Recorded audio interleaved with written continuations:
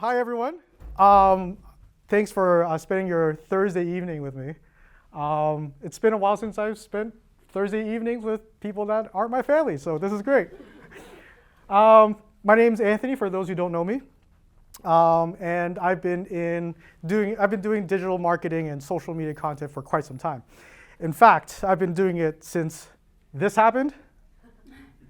Since this happened, you all remember that. And since the last time this happened. So it's been, yeah, I know, right? I know. So it's been a little while. And through all this time, I've had the opportunity to work with a lot of great brands. And you can see on here, there's some that are B2B, some that are B2C, some even in the charity sector. But I've enjoyed creating content for all of these brands. In fact, I liked it so much that I thought I should go freelance and do it for more. Because if I have the opportunity to do it full time, I'm going to do it. So here I am.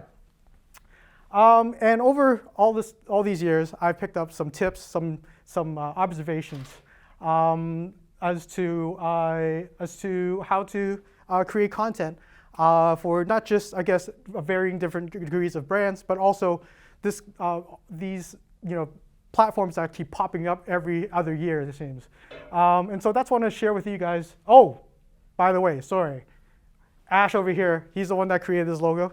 You guys are like the first people in the wild to really see it, so thanks, Ash. Yeah,